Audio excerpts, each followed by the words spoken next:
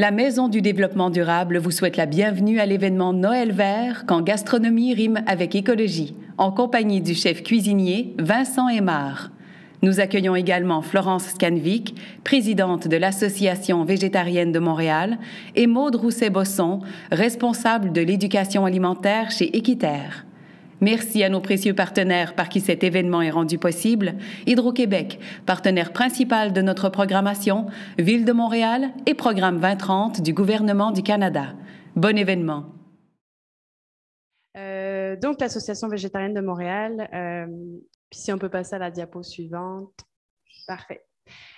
Donc ça, c'est la mission de l'Association végétarienne de Montréal, de promouvoir et d'encourager un changement de société pour la protection des animaux, la santé et la préservation de l'environnement grâce à une alimentation le plus végétale possible. Donc, on s'adresse à toutes sortes de publics, aussi bien des gens qui se posent des questions pour faire une transition que des gens qui sont plus avancés dans leur processus. Donc, on appelle ça, nous, les végé-curieux, les végétariens, les végétaliens, les véganes. Diapositive suivante, s'il vous plaît. Donc, c'est ça. Nos objectifs à nous, c'est de promouvoir les bénéfices de l'alimentation végétale auprès du grand public et de favoriser la transition des végés curieux. Donc, c'est vraiment s'adresser à tout le monde, comme je disais dans le premier point, puis d'essayer d'outiller les gens pour leur faciliter la transition vers une alimentation végétale. Notre deuxième objectif, c'est d'entreprendre et de soutenir des projets innovants avec les administrations publiques et les acteurs corporatifs. Qu'est-ce qu'on entend par là? C'est par exemple, vous êtes hospitalisé, vous demandez une option végé, puis il n'y en a pas tant. C'est pas mal de la salade sans sauce, puis c'est pas ça qui va vous aider à guérir. Donc, on essaie d'avoir ça dans plus d'options végétales dans les écoles, dans les hôpitaux. Donc, on essaie de pousser ce point-là. Et le troisième objectif, c'est donc d'accompagner le développement du mouvement végé au Canada en rassemblant la communauté, donc en essayant de se bâtir une communauté forte avec tous les restaurateurs, par exemple à Montréal, puis ailleurs au Québec, puis d'outiller toujours les gens, de renforcer un petit peu nos messages, puis de faire qu'on ne se sente pas tout seul quand on est végé, donc créer un petit cocon de végé. Diapositive suivante, s'il vous plaît.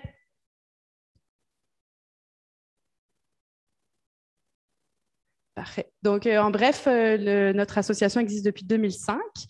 C'est une association qui est quand même assez jeune, comparée par exemple à celle de Toronto, qui est beaucoup plus établie que nous, mais on a de la jeunesse et de la volonté pour avancer. On est 100% bénévoles, donc tout ce qu'on fait, on le doit grâce aux bonnes volontés qui viennent nous rejoindre pour des événements, pour créer du contenu. On est financé uniquement par nos membres et des partenaires. Donc, on peut être membre de l'Association végétarienne de Montréal. Puis, la bonne chose, c'est que non seulement vous encouragez la cause, donc vous faites votre bonne action, et en plus, ça vous donne des rabais dans la plupart des restaurants et commerces végés de Montréal et de la province. Donc, on joint l'utile à l'agréable. Puis, ce qu'on fait quand vous recevez, on a une infolettre qui sort à peu près tous les mois, selon des fois l'occupation de nos bénévoles, mais c'est à peu près ça. Donc, on donne des recettes, des outils un peu pour s'en sortir. On a des petites chroniques, des événements. On essaie d'en faire habituellement un par mois quand il n'y a pas la COVID. C'est à peu près ça qu'on fait. On fait des cours de cuisine, des conférences sur la nutrition. Des salons, etc. Donc, c'est à peu près ça qu'on fait à l'AVM. Diapositive suivante, s'il vous plaît.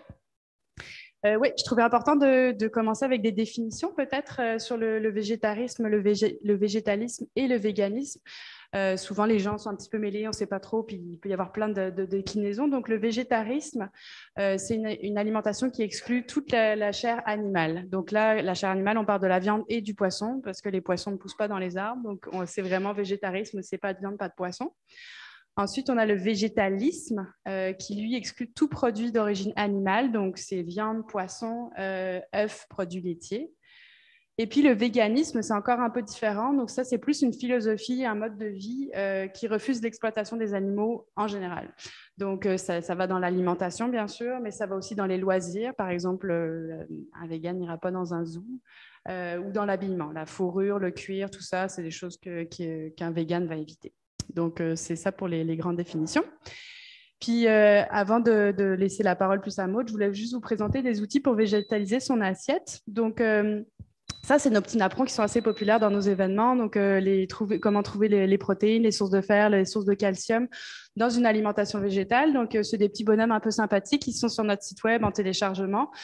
Ça se met facilement sur un frigo si vous voulez, pour référence ou simplement pour agacer votre visite quand ils viennent chez vous puis qu'ils se demandent comment vous survivez sans viande ni poisson. Donc ça, c'est un téléchargement libre sur notre site web. Puis un autre outil après, si on peut avoir la diapositive suivante, ouais, la liste d'épicerie. Parce que souvent, quand on veut devenir végé ou quand on veut mettre plus de végétal dans son assiette, on ne sait pas trop par où commencer. Puis là, c'est vraiment, vous pouvez imprimer ce document-là puis avoir une base pour commencer une épicerie végé. Donc ça, c'est un peu nos documents plus populaires puis qui sont des bonnes bases au départ. Diapositive suivante. Retour en arrière. Oui, parfait. Puis on a une application, on a des super bénévoles qui nous ont créé une application donc, qui permettent sur votre téléphone de savoir où se trouvent les commerces végétariens, végétaliens et véganes autour de vous. Donc de les trouver. Puis on a un système de filtre qui va vous indiquer, par exemple, moi je veux aller dans un restaurant où j'ai mon rabais AVM. Bon, il va vous filtrer ça. On a les établissements 100% vegan, ceux qui offrent des options sans gluten ou biologiques. Puis pareil, on a les recettes, des offres d'emploi dans le secteur VG qui sont disponibles sur cette application. Donc c'est un outil qui tient bien dans la poche puis qui est bien pratique. C'est ça termine ma présentation pour l'Association végétarienne de Montréal. Nos réseaux sociaux, notre site web, il y a plein d'outils. Puis je laisse la parole à Maude qui va vous expliquer tous les enjeux environnementaux liés à l'alimentation végétale. Oui, donc bonjour à tous. Je suis vraiment heureuse d'être ici ce soir. Merci à la MDD, merci aussi à l'Association végétarienne de Montréal d'être là ce soir, puis à Vincent aussi, bien sûr. Donc, peut-être si vous voulez mettre ma présentation, je vais commencer par me présenter tout simplement. Donc moi, je suis Maude Rousset-Besson, je travaille chez Équiterre dans le volet alimentation. Pour ceux et celles qui ne connaîtraient pas Équiterre, c'est une OBNL qui est vraiment une partie prenante de tout le mouvement environnemental et climatique et qui a vraiment pour objectif de faire en sorte d'accélérer la transition écologique en influençant les décisions aussi bien des individus, mais aussi des organisations et des gouvernements. Donc moi, je travaille dans le volet alimentation. Vous pouvez passer à la diapo suivante. Je travaille plutôt dans le volet alimentation, donc je suis agent d'information et de logistique en alimentation durable. Et je travaille plus particulièrement dans les projets École enracinée, de la ferme à l'école et pour des aliments québécois dans nos écoles. Et mon travail consiste principalement à accompagner les écoles dans différents projets. Puis j'ai aussi rédigé une fiche qui est accessible de façon gratuite sur le site internet d'Équiterre et qui donne des astuces sur comment avoir une alimentation davantage végétale et qui explique aussi tous les bienfaits d'une alimentation essentiellement végétale. Donc, ce qui m'amène à parler de l'alimentation de façon générale, déjà pour commencer, c'est un des 3 projets de transition d'Équiterre. L'objectif d'Équiterre, c'est que d'ici 2050, dans le monde, il y ait davantage de sécurité alimentaire, que toute la population bénéficie d'une sécurité alimentaire, qu'il y ait aussi de moins en moins d'aliments ultra transformés et suremballés dans nos épiceries, que les aliments soient issus d'une agriculture qui est régénératrice, donc c'est-à-dire bonne pour l'environnement et aussi rémunératrice pour les producteurs. Et puis, enfin, le dernier point, c'est qu'il y ait de plus en plus de fruits et légumes et de protéines végétales dans nos assiettes. Donc, en fait, l'objectif ici, c'est d'aller vers une alimentation durable. Qu'est-ce qu'une alimentation durable? C'est en fait, pour Équiterre, ça correspond à 10 ingrédients clés. Le premier, c'est vraiment, comme je l'ai déjà dit, aller vers une alimentation qui est respectueuse des producteurs, donc rémunératrice, juste, qui est saine, bonne pour la santé, au maximum de saison, biologique, bonne pour l'environnement, équitable, avec le moins d'emballage possible, le moins de déchets alimentaires aussi. Une alimentation qui fait du bien, et pour finir le sujet de ce soir, une alimentation essentiellement végétale. Donc la question qu'on va se poser ce soir, c'est en quoi une alimentation essentiellement végétale est bonne pour l'environnement et bonne pour permettre une alimentation durable. Vous pouvez passer à la diapo suivante et à celle d'après. Donc une alimentation essentiellement végétale a de nombreux bienfaits. Au niveau social, au niveau éthique, au niveau de la santé, aussi au niveau monétaire. Je ne vais pas revenir sur ces bienfaits-là, vous les trouverez dans la fiche, notamment dont je vous ai parlé tantôt, sur la réduction des protéines animales qui est sur le site internet d'Équiterre. Mais je vais revenir sur le dernier bienfait, qui est le bienfait au niveau environnemental. Donc en fait, Ici, je vais revenir sur 3 bienfaits environnementaux d'une alimentation essentiellement végétale, qui sont en fait 3 bienfaits qui sont complètement interreliés. C'est un peu artificiel de les diviser, mais c'est vraiment pour la meilleure compréhension. Donc, tout d'abord, il y a des bienfaits sur la biodiversité, sur la diminution, enfin, sur la limitation des émissions de gaz à effet de serre, GES, et aussi une alimentation essentiellement végétale permet d'utiliser moins de ressources. Vous pouvez passer à la diapo suivante. Donc, tout d'abord, une alimentation essentiellement végétale va permettre d'avoir un effet vraiment positif sur la biodiversité parce que, premier point déjà, ça va limiter tous les effets négatifs liés à la pêche. On entend très souvent parler plutôt des effets négatifs de l'élevage, du bétail sur l'environnement, mais la pêche a aussi des effets vraiment négatifs, notamment sur la biodiversité. Vous pouvez passer à la diapo suivante. Donc, pour vous donner un exemple, en 2015, c'est 60% des stocks mondiaux de poissons qui étaient exploités au maximum de leur capacité, 30% qui étaient surexploités. Et puis, est-ce que c'est tout bon? Vous pouvez revenir à la diapo d'avant. Et celle d'avant encore. Merci. Est-ce qu'on m'entend bien? Est-ce que tout est correct au niveau du son? Ok, parfait, il n'y a pas de problème. Merci. Et puis, donc, si on considère l'ensemble de la pêche dans le monde, c'est 30% qui est en fait de la pêche illégale, c'est ce qu'on estime en tout cas. Donc, ça a vraiment des effets néfastes sur la biodiversité. Il y a aussi beaucoup de pêches qui en fait sont des prises accessoires, c'est-à-dire des poissons qui sont pêchés accidentellement lors de la pêche d'autres espèces. Et évidemment, après, ces poissons-là sont relâchés, mais généralement, ils sont affaiblis et la plupart ne survivent pas. Donc, ce qui a vraiment des effets néfastes sur la biodiversité aquatique. Vous pouvez passer à la diapo suivante. L'autre bienfait sur la biodiversité d'une alimentation essentiellement végétale, c'est que ça va limiter tout ce qui est pollution des eaux et des sols. Pourquoi? Parce que lorsqu'on a de l'élevage, que ce soit de l'aquaculture ou de l'élevage au sol là, pour le bétail, généralement, ce sont beaucoup d'animaux qui sont sur une petite surface, qui vont émettre un certain nombre de rejets, que ce soit des excréments ou alors des aliments qui ne sont pas consommés. Et ces rejets-là vont se retrouver dans l'eau, généralement ne sont pas traités. Et à ce moment-là, ça va créer la prolifération d'algues et ça va asphyxier la biodiversité aquatique. Donc ça, c'est un point important à retenir. Vous pouvez revenir à la diapo d'avant. Encore d'avant. Merci. C'est exactement. Il y a un autre enjeu aussi avec l'élevage au niveau de la pollution des sols, c'est que souvent on oublie que pour nourrir les animaux d'élevage, il faut produire cette nourriture pour les nourrir. Et cette nourriture-là, généralement, elle nécessite beaucoup d'intrants chimiques qui vont polluer les sols, qui vont polluer les eaux, et donc qui vont avoir des effets négatifs sur la biodiversité. Vous pouvez passer à la diapo suivante. Enfin, le dernier bienfait d'une alimentation essentiellement végétale sur la biodiversité, c'est que ça va permettre de limiter la déforestation. L'élevage occupe 22% des terres émergées de la planète, ce qui est vraiment beaucoup et ce qui va donc réduire des écosystèmes à des pâturages et à des terres cultivées pour nourrir les animaux d'élevage, ce qui va vraiment participer à la déforestation. Entre, par exemple, 1988 et 2014, c'est 63% de la forêt amazonienne qui a été déforestée pour des pâturages. Alors qu'une alimentation sans viande nécessite beaucoup moins de terre, elle nécessite 7 fois moins de terre qu'une alimentation carnée. Donc, c'est vraiment un point fort pour la biodiversité d'avoir une alimentation essentiellement végétale vis-à-vis de la déforestation. Vous pouvez passer à la diapo suivante.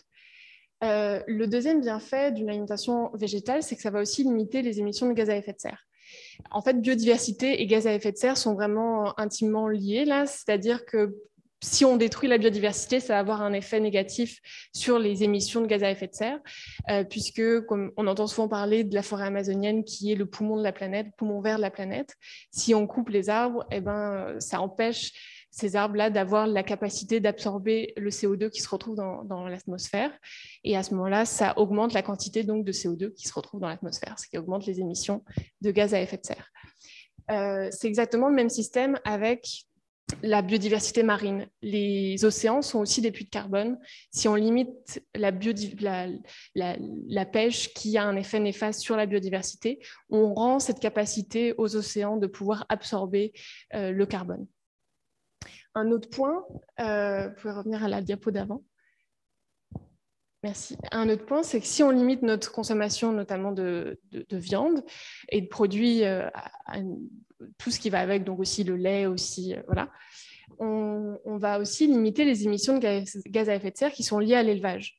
Ce qui est une large portion des émissions de gaz à effet de serre émises sur la planète, et notamment, par exemple, tout ce qui est les émissions dues à la production et la transformation de nourriture pour animaux, qui représentent 45% des émissions dues à l'élevage, eh ben, elles vont être diminuées. Vous pouvez passer à la diapo suivante. C'est exactement le même principe avec le méthane, par exemple. Le méthane, c'est un gaz qui est émis en grande partie par les ruminants lors de leur digestion, et qui est un gaz qui contribue 25 fois plus au réchauffement climatique que le dioxyde de carbone, le CO2. Et c'est 39% des émissions dues à l'élevage qui viennent de ce méthane-là, à cause justement des ruminants. Donc, de façon générale, on peut aller à la diapo suivante. Avoir une alimentation essentiellement végétale, ça va permettre de diminuer toutes les émissions de gaz à effet de serre qui sont liées à l'élevage intensif, qui représente tout de même 14,5% des émissions de gaz à effet de serre mondiales, ce qui est plus que le secteur des transports. Pour terminer, l'avantage d'un régime essentiellement végétal, c'est qu'il utilise beaucoup moins de ressources. On en a déjà parlé vis-à-vis des sols. C'est exactement la même manière avec l'eau. Pour vous donner un exemple, il faut environ 5000 litres d'eau pour produire 1000 kilocalories d'aliments d'origine animale, alors qu'il faut seulement 1000 litres d'eau pour produire la même quantité de kilocalories, mais d'origine végétale. Donc, ça nécessite beaucoup moins d'eau qu'un régime à base de protéines animales. Pour terminer, vous passez à la diapo suivante, j'aimerais juste faire une mise en garde en quelque sorte, qu'avoir une alimentation végétale, comme je viens de l'expliquer, évidemment, c'est bon pour l'environnement. Il y a beaucoup d'avantages, mais ça n'empêche pas qu'il faut continuer à se questionner sur son alimentation, et que parfois une alimentation végétale peut aussi être mauvaise pour l'environnement. Je prends l'exemple des avocats et des amandes, par exemple, qui sont vraiment très appréciés des régimes végé, vegan, etc. Et qui pourtant sont vraiment néfastes pour l'environnement. C'est souvent des aliments qui vont pousser en monoculture, avec beaucoup d'intrants chimiques qui vont nécessiter énormément d'eau. Pour le cas des avocats, ça crée même des conflits armés au Mexique, tellement leur demande est élevée dans le monde actuellement. Donc leur consommation est vraiment à limiter. De la même manière, l'industrie des aliments ultra transformés profite actuellement de l'engouement qu'il y a pour les régimes végé et vegan, et va proposer de plus en plus des substituts ultra transformés, des substituts végé, vegan, ultra transformés, qui non seulement sont mauvais pour la santé, mais en plus vont être mauvais pour l'environnement, puisqu'ils sont souvent suremballés, et leurs ingrédients poussent en monoculture avec différents intrants chimiques. Pour aller plus loin, je vous invite donc à aller voir cette fiche sur la réduction des protéines animales, qui va vous donner déjà aussi vous parler des autres bienfaits d'une alimentation essentiellement végétale, mais qui va aussi vous donner différentes astuces pour... là, on parle du temps des fêtes, pour survivre justement un temps des fêtes avec des personnes qui ne seraient pas végétariennes ou véganes, par exemple. Il y a aussi d'autres fiches qui ont été créées, notamment sur les aliments ultra transformés, sur comment réduire sa consommation d'aliments ultra transformés, par exemple, qui peuvent être intéressantes. Et puis évidemment, d'aller sur le site de l'Association végétarienne de Montréal, qui, comme ça a déjà été expliqué, justement avec ces fiches qui sont facilement affichables sur un frigo, par exemple, sont vraiment pratiques. Je vais laisser la parole à Vincent, qui va nous faire une petite recette.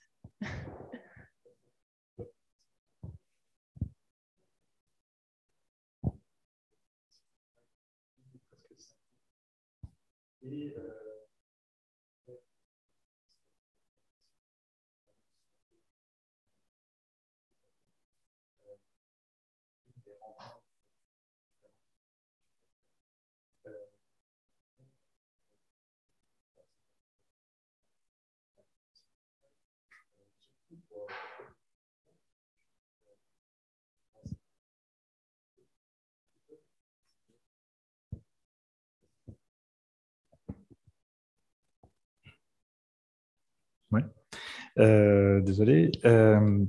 Depuis 17 ans maintenant, je n'étais pas du tout prévu à aller faire de la cuisine végétale il y a 17 ans du tout. J'ai travaillé en France quelques années, j'ai fait mes études de cuisine en France. Je suis parti un petit peu aux États-Unis, je suis parti en Australie et j'ai rencontré beaucoup de gens sur ma route.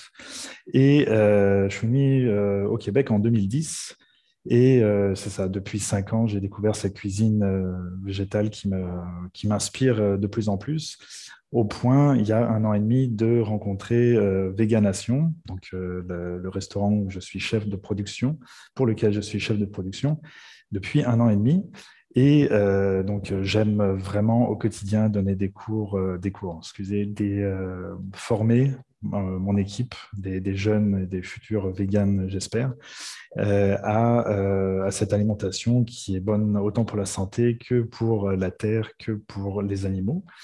Et c'est ça. Donc, il y a 2 ans, j'ai commencé une formation avec Anne-Marie Roy à la clinique renversante, qui m'a vraiment ouvert encore plus à cette alimentation très santé, vraiment santé, qui est carrément optimale, donc vraiment donc végétale, donc aucun produit animal, ni lait, ni œuf, ni rien du tout, mais en plus sans huile et sans sucre, sans gras, sans sucre.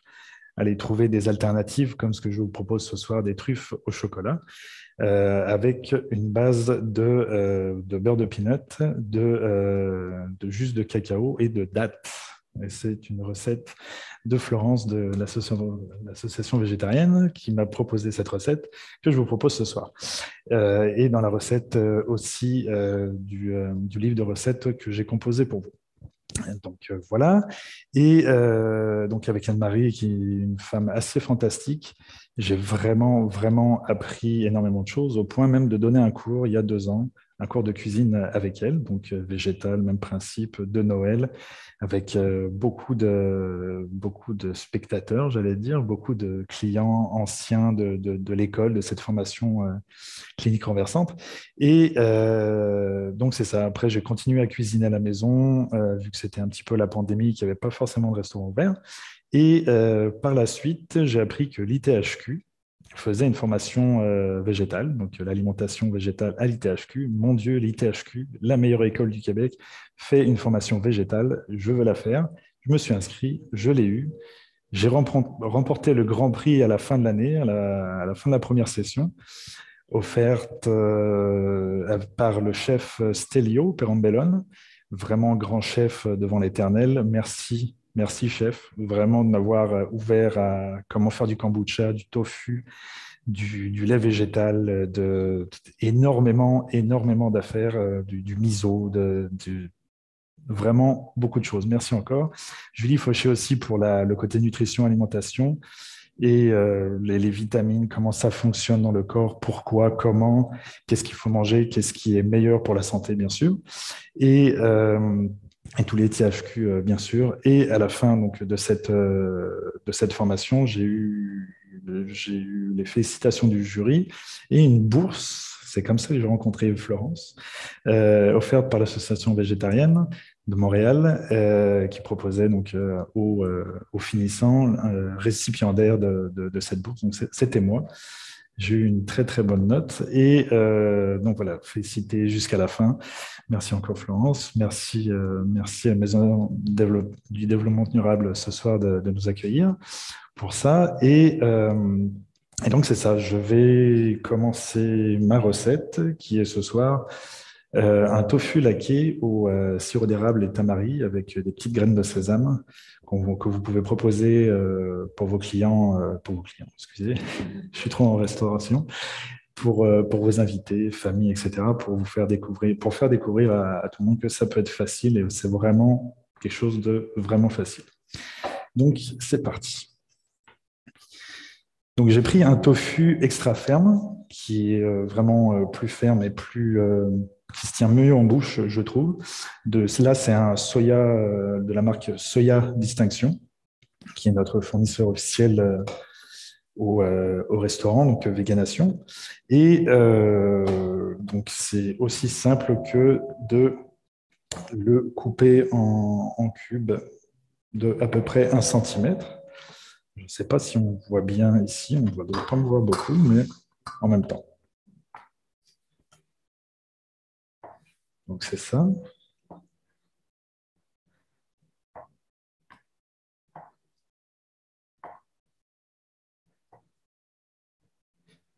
Donc j'ai prévu une petite farine. Donc ça, c'est dans les recettes que vous avez ce soir, pardon, le livre de recettes que j'ai prévu pour vous. Donc il y a juste, en fait, pardon, le tofu, ça goûte pas vraiment grand-chose parce que c'est une légumineuse et il n'y a pas vraiment de sel dedans. C'est préparé, en fait, le tofu, c'est préparé comme un fromage, pardon. C'est un fromage vraiment végétal, hein, entre un pain et un fromage. C'est un lait de légumineuse qu'on va faire coaguler. On va récupérer le caillé comme un fromage. On va l'égoutter, le presser, puis le transformer donc en tofu.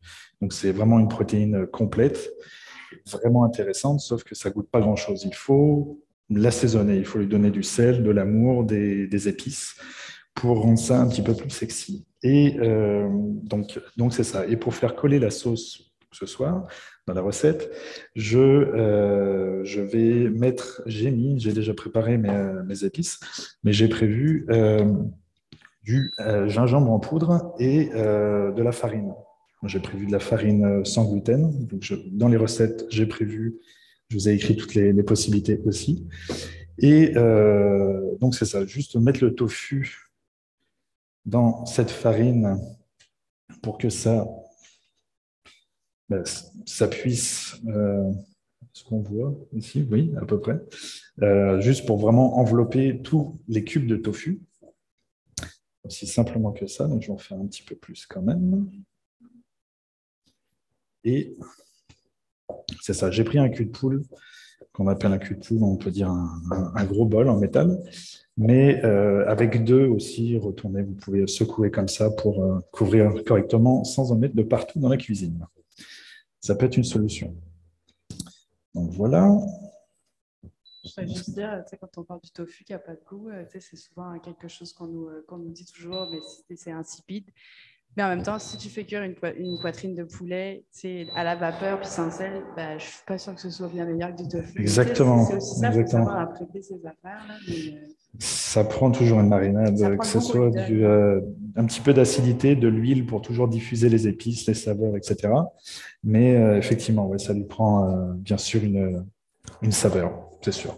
Ne serait-ce que déjà du sel poivre, mais ça prend d'autres affaires. On peut faire du tofu au beurre, on peut faire énormément de recettes et c'est ce que j'apprends depuis presque 5 ans maintenant et ce que j'aime vraiment faire au quotidien, cuire et faire des recettes végétales parce que c'est vraiment jusqu'à l'infini et au-delà. Il y a énormément de possibilités dans cette cuisine. Ça fait sauter. Est-ce que tu crois que ta première école culinaire en France te renierait pour faire de l'alimentation végétale 100%? Je ne pense pas. Je suis encore en contact un petit peu avec la France, là, mais pas forcément à ce niveau-là. Là, mais j'essaye d'informer le monde autant que je peux, là, que ce soit mes anciens collègues de l'école ou ma famille ou des amis encore que j'ai en France, avec qui je suis encore en contact. Mais non, on ne me renie pas. On a tendance presque à se moquer de moi pratiquement parfois. Mais je trouve la façon d'arranger l'affaire et de proposer, de leur dire que au niveau autant de la planète que pour les animaux, que pour la santé, c'est la meilleure alternative. Mais il y en a qui sont vraiment rebelles. Et il y a du travail, mais avec le temps, on trouve toujours une solution. Puis c'est dans la discussion et le partage qu'on peut informer toujours plus le monde, que ce soit les enfants ou les adultes, malgré la rebellitude qu'il peut y avoir parfois. Donc, c'est en train de cuire tout doucement, un peu trop. sais aussi que le soya, c'est souvent un reproche qu'on nous fait dans l'alimentation végétale en nous disant, ben, en Amazonie, justement, on fait de la déforestation pour planter du soya, mais le soya qui est planté là-bas, c'est vraiment pour nourrir les animaux d'élevage. Puis le soya qu'on mange, nous, c'est du soya canadien en général. Canadien, même québécois pour la plupart, dont celui qui est notre fournisseur d'Égalation. Ouais. Mais c'est ça, c'est local. 80%, je crois, de la production mondiale va du maïs plein de GM et du soya va pour les bovins, je crois, pour les animaux. Donc non, ça ne part pas dans les ventres des végétariens. C'est juste de 20% et encore... mais c'est ça prend de l'information et des bonnes sources d'information. Internet donne des informations, oui. Il faut aller chercher sur les bons sites, dans des bons articles de bonnes informations, comme nous propose Équiterre ou l'Association végétarienne de Montréal. Donc, voilà. Une fois que ça a bien toasté, griller un petit peu, la farine aide vraiment à griller le bord et donner un petit goût grillé, c'est ça, et surtout donc aide à faire tenir la sauce que voici. Est-ce que tu as mis un peu de matière grasse, d'huile, quelque chose comme ça? Oui, j'ai vu que tu avais mis quelque chose. Oui, j'ai mis de l'huile, j'avais de l'huile de pépin de raisin, mais peu importe l'huile, idéalement pas trop d'huile d'olive ou quoi, parce qu'on va perdre le goût de l'olive en tant que telle, là. Même si c'est une bonne huile, comme on a tendance à dire. Là. Mais ça peut...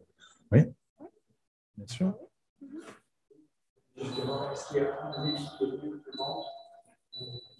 Est-ce qu'il y a une huile meilleure que l'autre? L'huile d'arachide, parce qu'elle peut monter vraiment en haute température sans problème, c'est celle qu'on a tendance...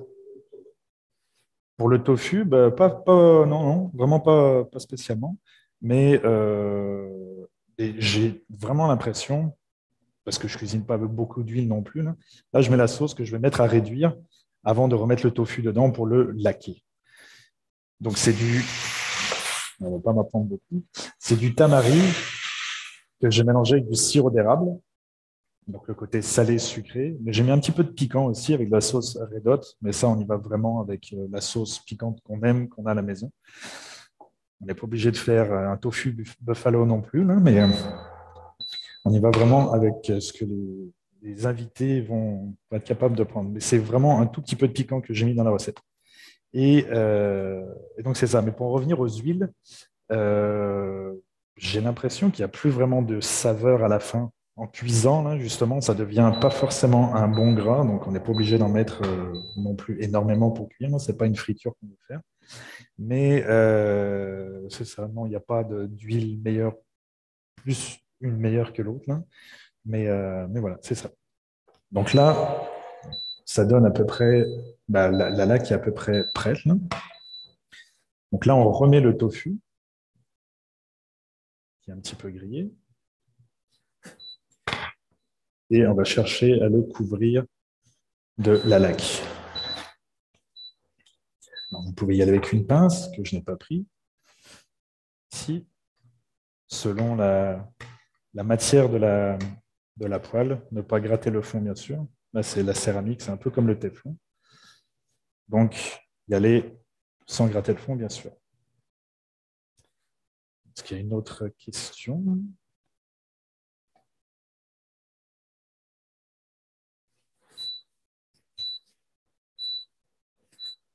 Donc, c'est ça, c'est assez rapide du moment que là... Donc là, c'est une plaque induction, mais du moment que ça commence à coller, là, on est bon. Là, on va les sortir avec des petits cure-dents qu'on a ici, qui sont bien beaux. Et on va les couvrir juste, vraiment, on va les tremper dans le sésame qu'il y a. J'ai fait un mélange de sésame noir et blanc. J'ai mis moins de noir finalement que les blancs parce que c'est intense. Les graines de sésame noir sont finalement quand même intenses. Vraiment, c'est ça. On a une assiette ici pour présenter. Ça, pour les servir, il faut qu'elles soient chaudes, hein, j'imagine. Il faut que tu fasses ça rapidement pour que ce soit... Ouais, c'est ça. Ça reste quand même un petit peu chaud parce qu'il y a le côté sucré, etc., gras qui va quand même garder le tofu chaud, là, mais c'est ça, c'est une petite entrée, mais même tiède, ça se mange vraiment sans problème. Donc c'est ça, on va chercher à le couvrir juste vraiment la base. La base, ça va le rendre assez beau, surtout si on a une belle assiette comme ça en métal bien brillante, argentée. Donc c'est ça. Ça, c'est vraiment une entrée facile qu'on peut faire, pas forcément pour convaincre qui que ce soit pendant le temps des fêtes, là, mais c'est vraiment un petit plat intéressant, facile. Les graines de sésame, ça se trouve quand même assez facilement. J'ai tendance à les acheter en vrac, bio aussi. C'est aussi un mode de vie, le végétalisme. C'est, pour moi en tout cas, là, c'est aussi manger le plus possible de saison. Ce qui est quand même un peu compliqué, pas compliqué, excusez, c'est de l'hiver, on n'a pas forcément les mêmes ingrédients que le reste de l'année, bien sûr, mais c'est de manger local, en tout cas, et de saison.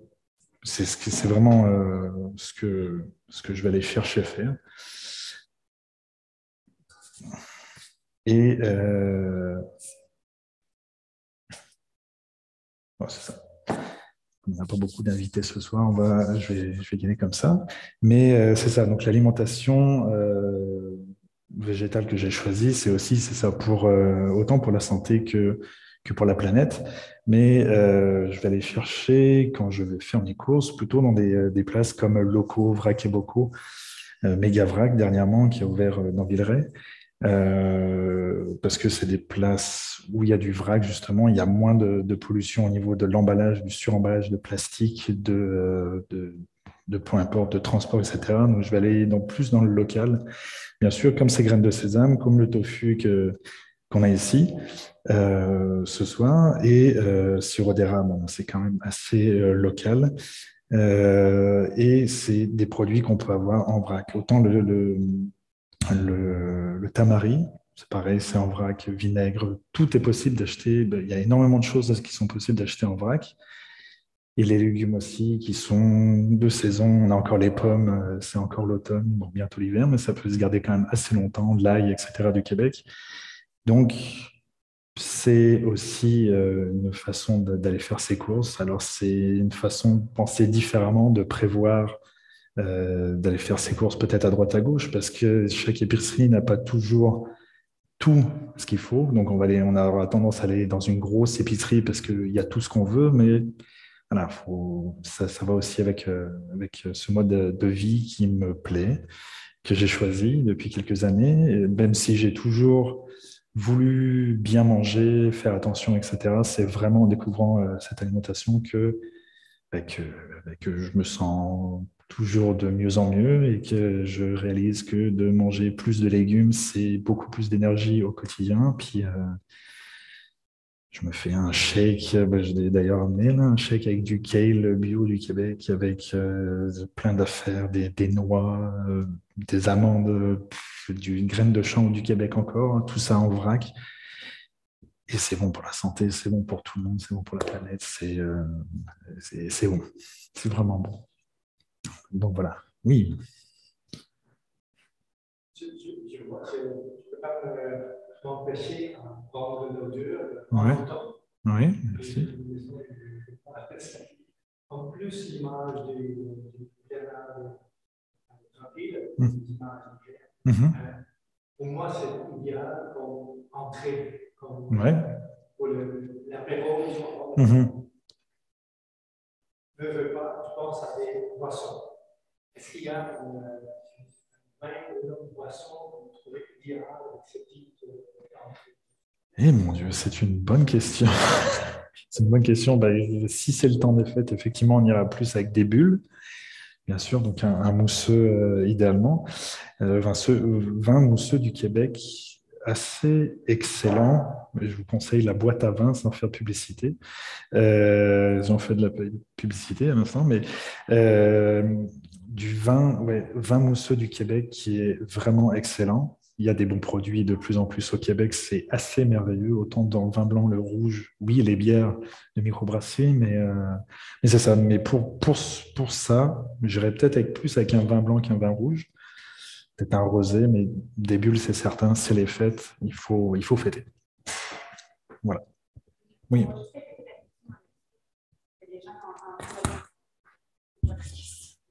OK.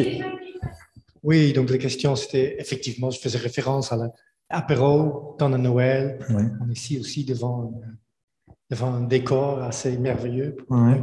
Et ma question, c'était tout à fait, qu'est-ce qui marie bien avec ce type d'entrée? J'ai ma réponse. Des mousseux de Québec. Parfait. Du mousseux toute l'année, en fait.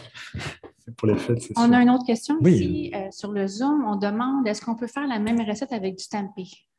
Avec du tempeh, oui, bien sûr. Bien sûr, ça va être un peu plus intense, comme dirait notre cher Jean-Philippe, que c'est pas avec ça qu'il faut commencer forcément le véganisme, hein, mais oui, avec du tempeh, ça marche bien sûr. Là. Idéalement, le cuire avec un petit peu d'eau salée ou juste le faire tremper, un petit peu mariner, on va dire, dans de l'eau salée pour enlever un petit peu d'amertume éventuellement. Mais oui, ça marche avec du tempeh, bien sûr. Merci. Avec plaisir.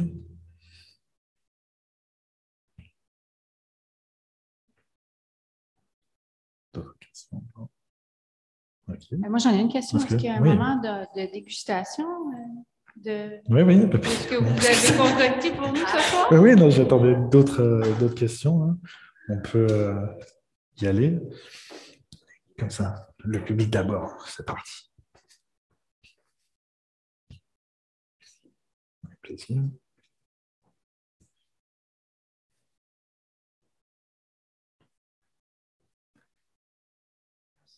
Avec plaisir.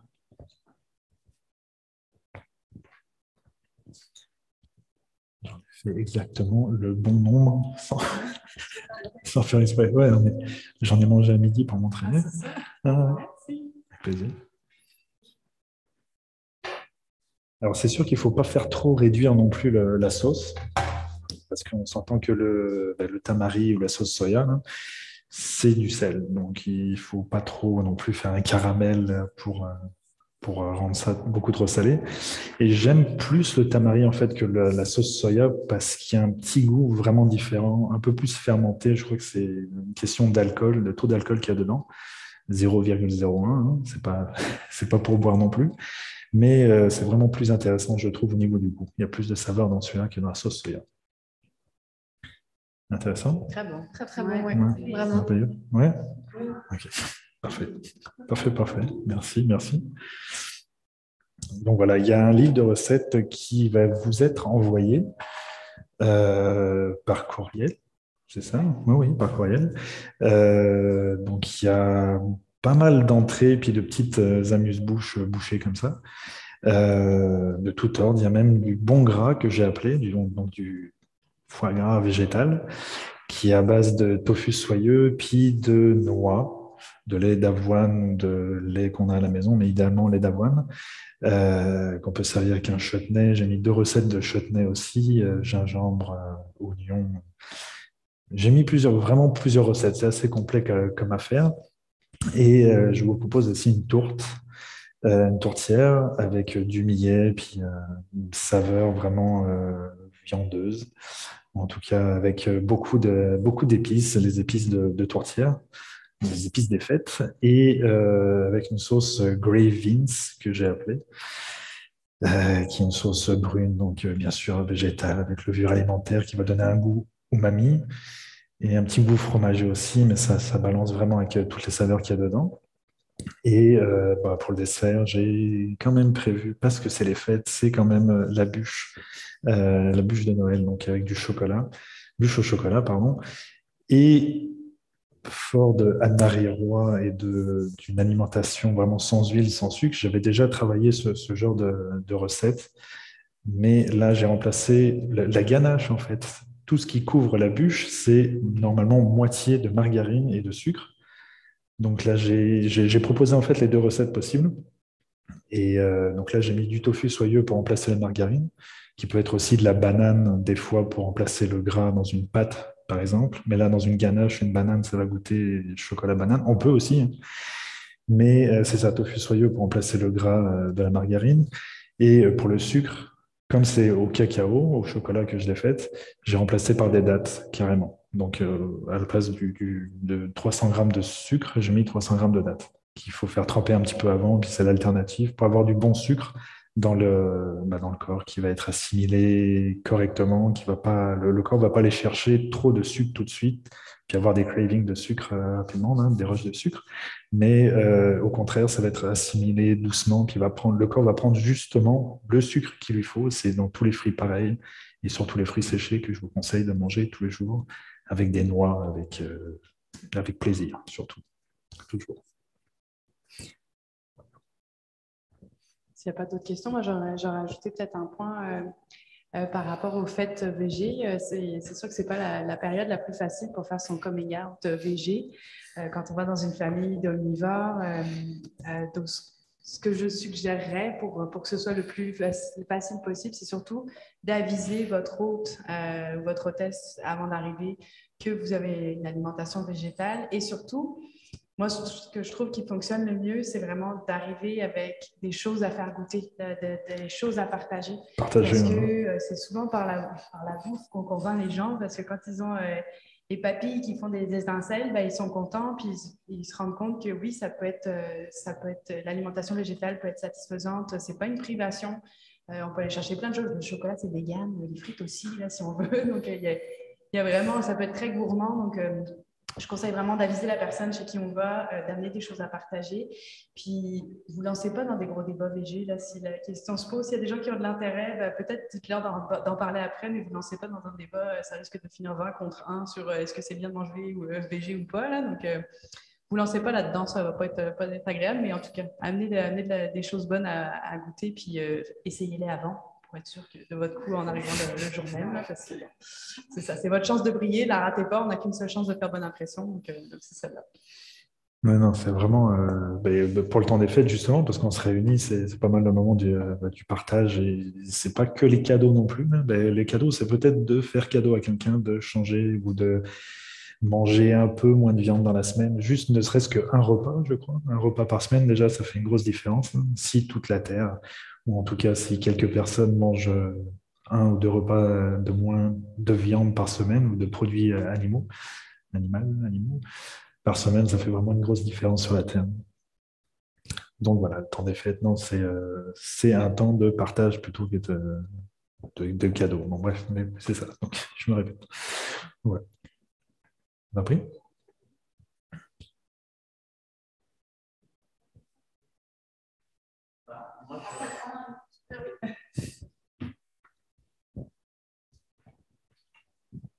Oui, je me demandais, on sait que le monde de la restauration, il est quand même assez... il a une vision du végétarisme un peu compliquée.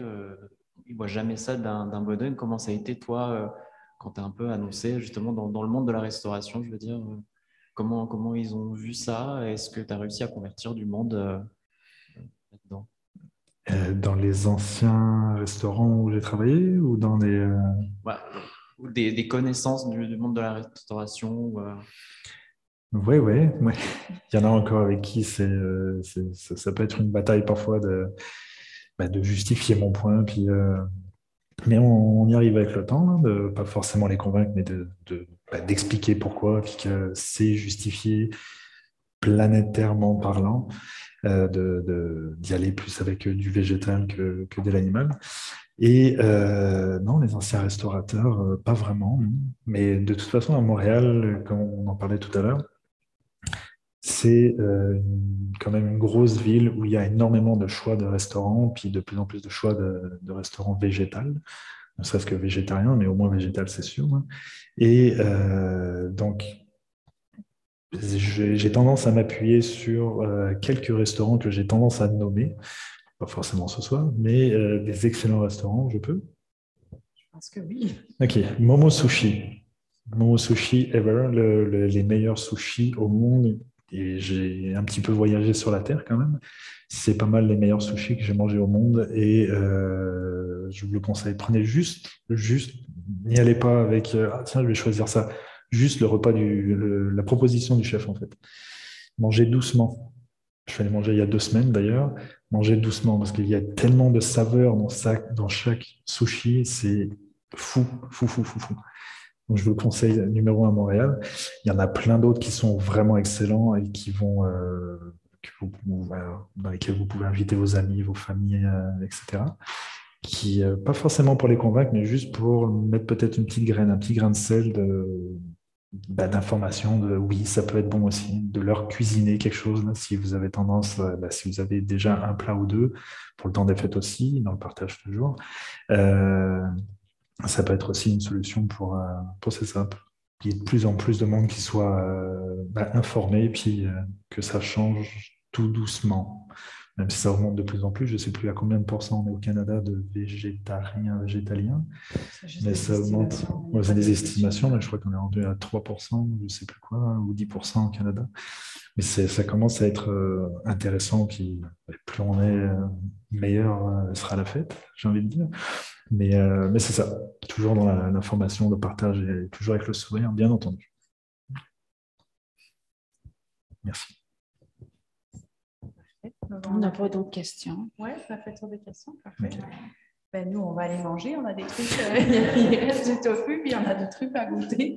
Je vais vous remercier, tout le monde, la Maison du développement durable qui nous accueille ce soir, Kiter, qui a vraiment fait une belle présentation de gens qui s'y connaissent vraiment en environnement. Donc, merci Maud pour ça. Puis Vincent qui a été laissé aller de son travail aujourd'hui pour venir cuisiner quelque chose. Puis merci de nous avoir suivis. Merci à toi, Florence. Merci à toi. Merci. Ça me fait plaisir. Vraiment. Ça me fait plaisir. Puis bonne soirée tout le monde. Et joyeux temps des fêtes végétales. Bonne fête à vous. Bonne fête à tout le monde.